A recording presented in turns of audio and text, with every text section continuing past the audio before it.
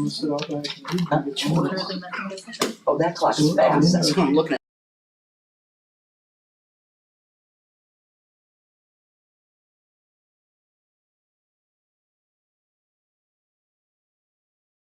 Okay, I'd like to call the Thursday, September 7th, 2023 Health Committee meeting to order. We have all members present, so we have a quorum. We have a consent agenda. Do I have a motion? Motion by Johnston, second by Byrne. We live a lot alike. We live a lot alike. Yeah, right. Well, I looked at his name tag and saw your hand up. Is there any discussion? Hearing none, all in favor? Aye. Any opposed? Okay. Do we have any members of the public? We've had no requests this evening. Thank you. Then we'll be moving on to departmental matters. First up is Cassie Alexander from Advanced Correctional Healthcare. Are they here or are they on their way? They are most likely on their way. I do not see her present. Okay. If the committee doesn't mind, we'll come back to that one. Next is Jessica McKnight, Health Department Administrator. I know she's here. She is here. Bless you. Hello. You have an item for action, request approval of an ordinance of the McLean County Board amending the 2023 combined appropriation and budget ordinance for Fund 107. Do I have a motion? Motion by Metzger, second by Went. You want to explain this? So this is for our COVID, it's called COVID-19 vaccination grant, but it does, as my memos say, also cover Mpox, influenza, other ACIP recommended vaccines. But the time period is October 1st, 2022 through December 31st of this year. And this is just us getting it into the budget now that our budget's approved. It's gonna cover salary and fringe for some of our nurses that work in vaccination and some of our supplies needed for vaccination efforts. Any questions? I need her to repeat that. You said it's for, your budget was approved. Budget was approved by Illinois Department of Public Health. Oh. Grant budget. Yeah, Excuse me. Thank you. Not just us have to approve the budget thing. Yeah. Steve's got multiple layers, yeah. Yeah. Okay, thank you. Anyone else? Just a quick clarification, this is a grant funding that's available through the end of this year? Mhm. Okay, so we need to finish it by December 31st. Correct, and That's we fine. have been, working on different efforts, and with the salary and fringe, it will cover from the beginning of this year. Okay, excellent. Anyone else? If not, all in favor? Aye. Any opposed? Okay. And then you have your monthly report. Nothing in here to highlight, but I did wanna just talk a little bit about COVID in a very little bit. Cases are slightly on the rise, as are hospitalizations. It is coming into respiratory virus season, so we're doing some promotion related to that and also public awareness of where individuals can get information about COVID hospitalizations. And I know there's a lot of interest in the updated vaccines, which they're not authorized or approved yet, so we don't have the new vaccines. But once we do, we'll put out some public information about that and have clinics. That actually was one of my questions, okay. I know that they're hoping to put that forward for approval middle of this month. And I was reading that a lot of places are hoping to have it by early October. Is that what you're thinking, or you're not sure? Not sure, so I think there is a meeting coming up in the next couple of weeks, so if there's authorization, then depending on manufacturer delivery times, so we've already been looking at ordering, but again, we don't have clinical guidance yet, don't have an approved vaccine, but we're also looking at October for potential clinics as well. And that will be some of the grant money we just will go towards that Yes. as well. Excellent. And then my other comment is, I know you said that there's nothing that stood out that you wanted to comment on. There's always so much in there that is amazing. The one thing that really kind of grabbed my attention was the, I don't know if it was officially accolades, but our expansion of the PrEP program, and that we're the only county that's doubled since last year. So Big congratulations to the department for all the work that they've done, so thank you for that. Yeah, it's a great thing and just, getting rid of barriers, making it easy, one less stop that an individual has to go through to be able to get that medication. So, yeah, we're really excited and proud of it. So lots to be happy about in that report, and that was one of the things I wanted to point out, that you guys are doing an excellent job, so thank you. Where do we stand from a public health perspective on the RSV vaccine? That I am, are you talking about having it available, promoting it? I mean, is that on our radar? Is that anything that we're anticipating taking on? On our radar, we don't currently have the vaccine, so it would be something that we would promote and then encourage individuals to talk to their healthcare provider about whether they should get it. But as of right now, we don't have, and we are not planning to have, but it doesn't mean that we would not. Just curious. Yes, definitely on the radar and staying up to date with recommendations. Kind of another follow-up on that, on not just RSV or COVID vaccines, but with the flu shots, have they said anything about when those are gonna be available? Because I know that there's been a lot of suggestions that people get both at the same time and that kind of thing. So do they have the flu shots even approved yet, or is it, when's that gonna happen? I don't know exact date. Also, some of it will be related to the clinical guidance with the new COVID vaccine. So there isn't guidance yet on whether, do you get both at the same time? Is there a time period between the vaccines? But we don't have our flu vaccines that we're giving yet. And typically October is the recommended time, late September, early October. Right, I remember last year I got my COVID in September and my flu in October. Yeah, So, and with the new vaccine, again, not knowing exactly what the clinical guidance would be for timing of all of that. thank you. All right. Thanks. Thank you. Next is Tim Wiley, Nursing Home Administrator.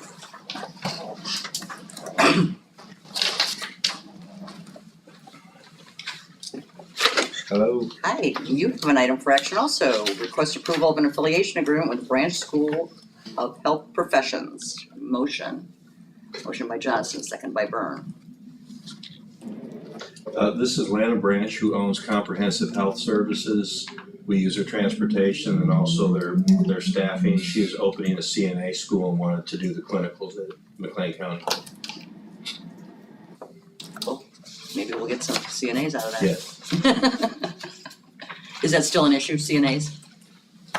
We're still hiring. Anybody have any questions?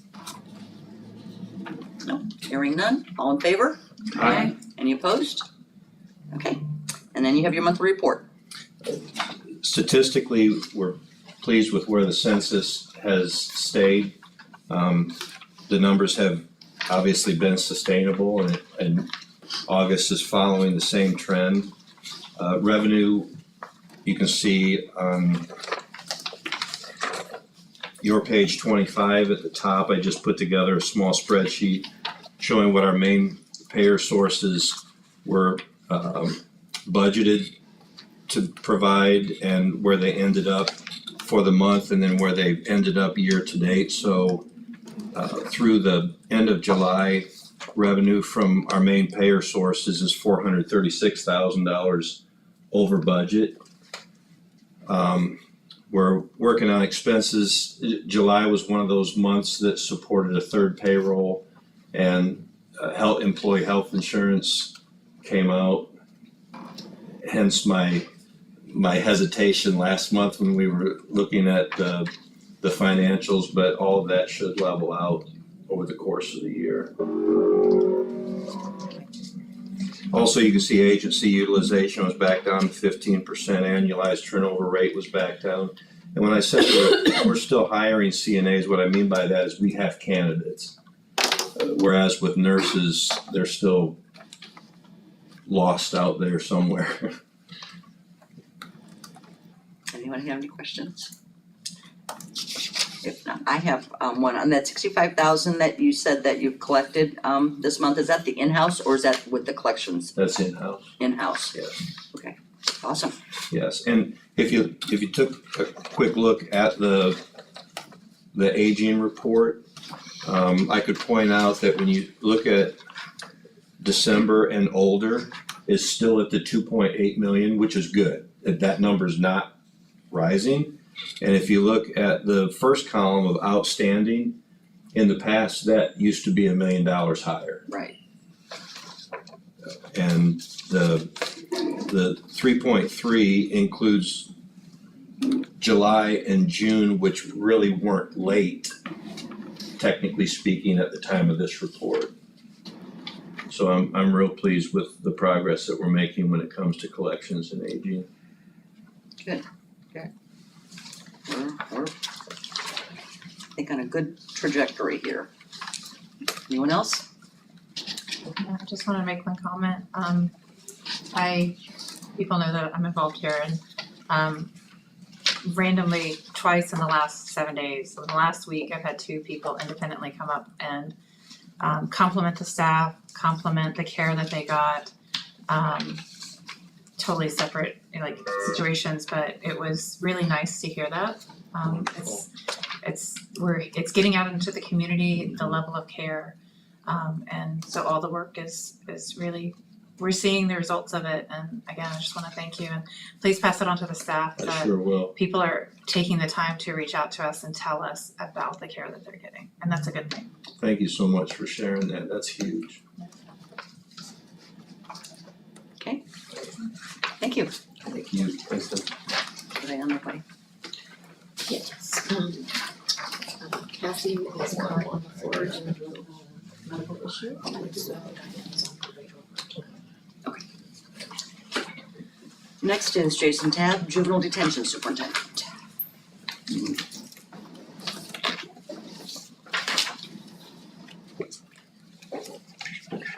Good afternoon. Hey. I have no action items. I believe everybody has my report. I'd be happy to answer any questions. Questions? Gotta slow this down. No. I did notice, and maybe this is kind of new, maybe I didn't notice it before, on how you have how many coming in every month and how many are being discharged every month. Did you have that? Yes. Okay.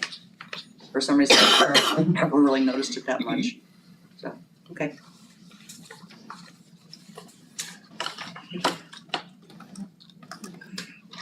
So this is not in regards to anything in Jason's report, but I will let you know that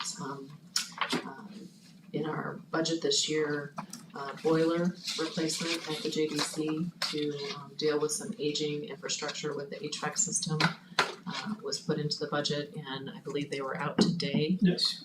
for a second walkthrough, and so the anticipation for the completion of that project is this fall or early winter before it gets too cold, but they hope to have that in place at the end of this year. So, hope the walkthrough went well. I believe it did. It was in this year's budget. We wanna get it done before heating season gets too Absolutely. far underway. Like this week. From the last week air conditioning season. Absolutely. 4 seasons in one day. Thank you. Thank you.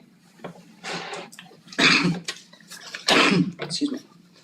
Next is, Diane Hughes is on her way, from, jail, so, we can just kind of hold tight for a few minutes. Other than that, we'll go on to Cassie Taylor, County Administrator.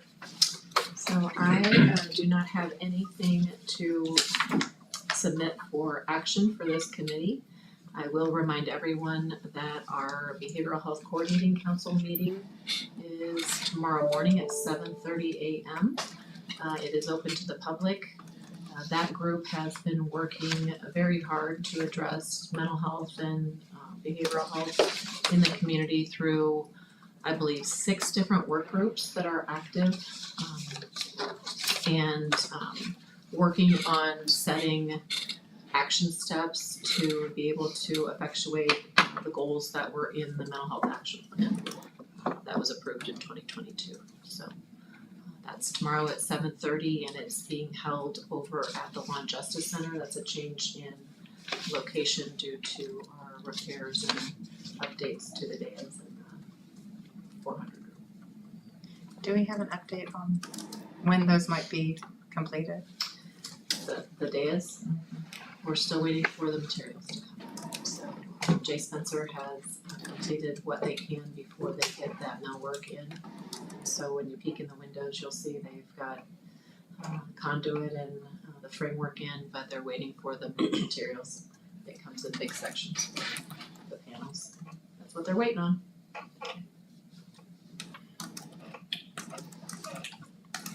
Mr. Sierra. Thank you. This isn't particularly related to Health Committee, but for members who haven't been here for a committee assignment earlier this week yet, I've brought the application for a waste transfer station that was submitted to the Land Use Committee. Eventually, all county board members will be voting on it after the public hearing has occurred through land use.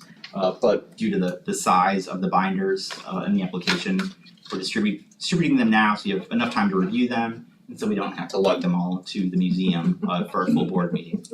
And then you would have to lug that and the budget book at the same time. Exactly.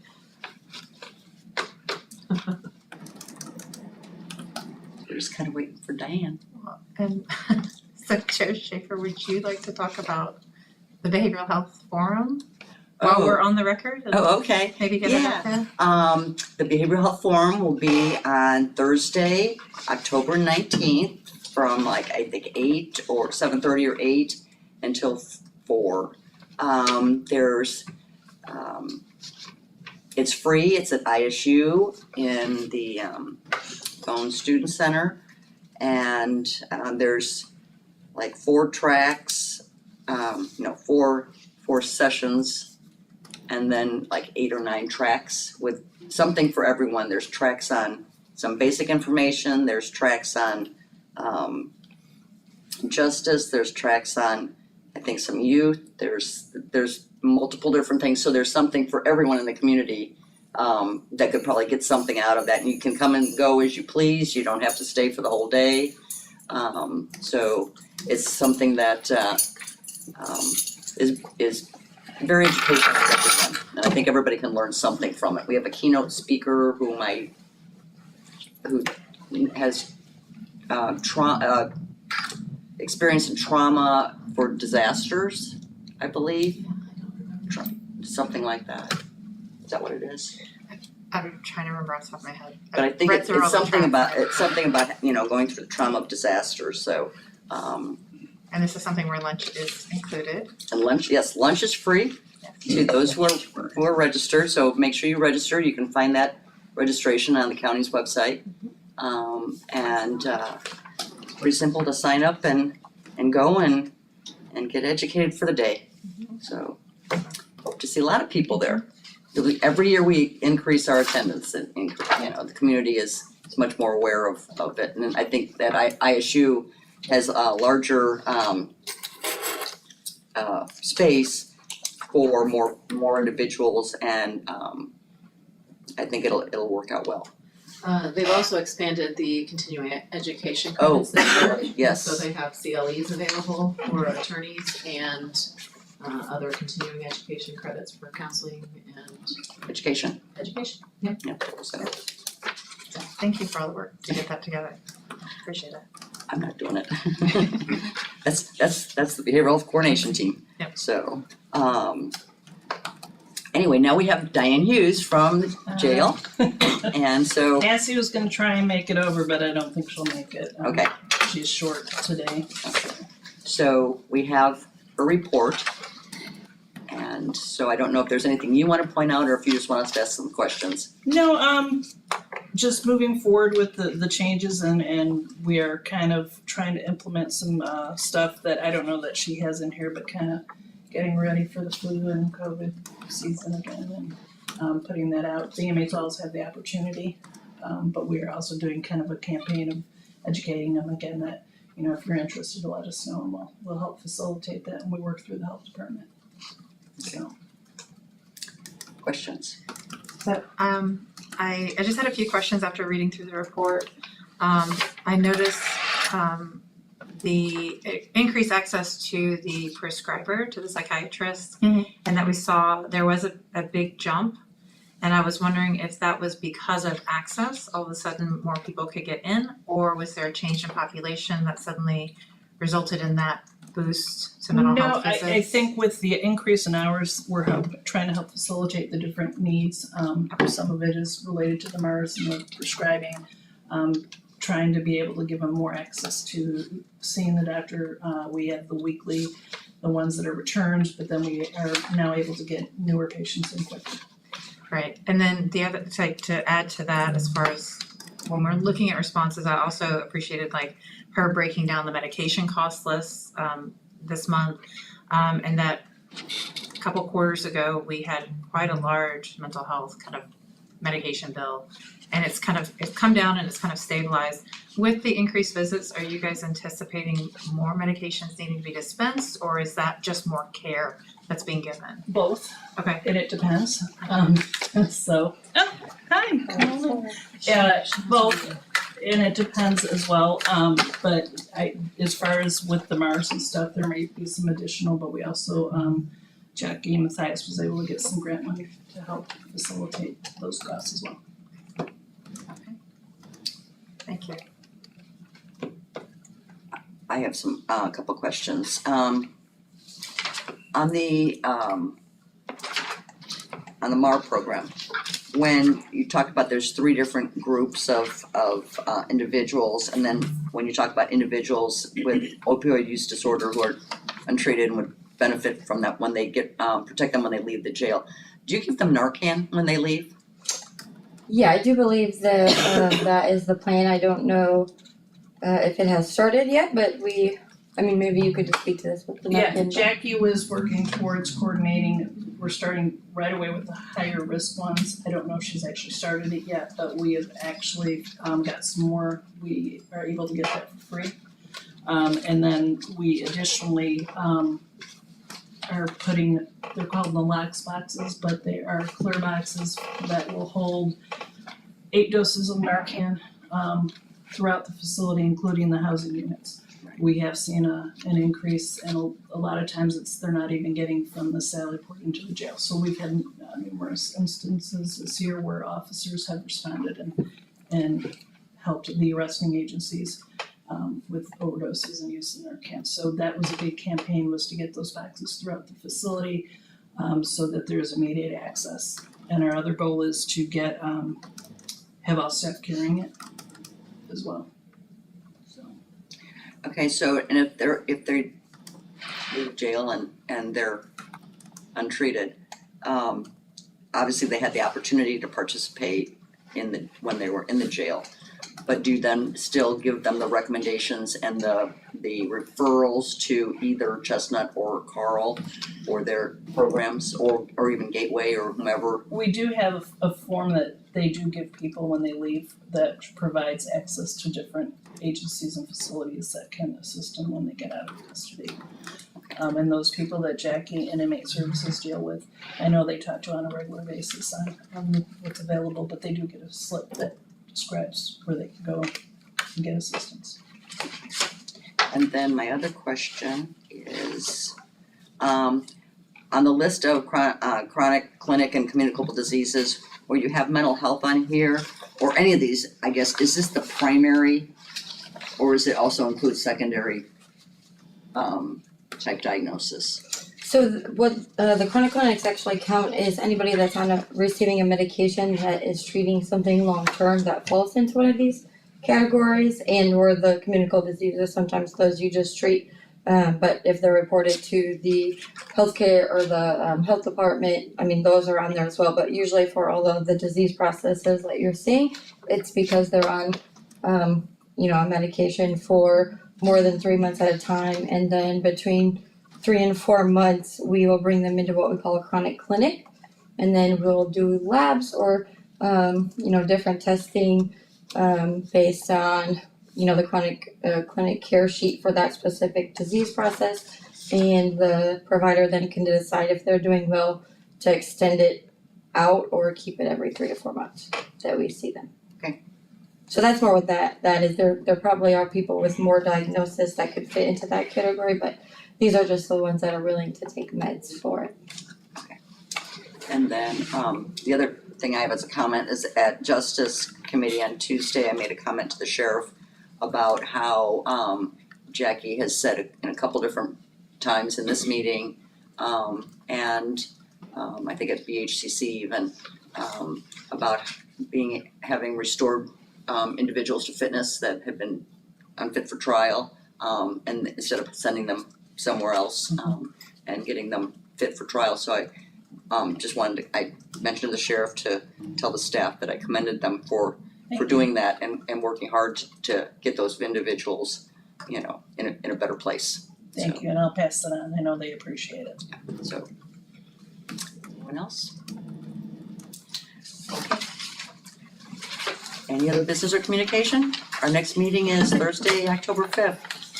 And we will probably be doing budget stuff. We'll definitely be doing that. We are adjourned. Thank you. Thank you.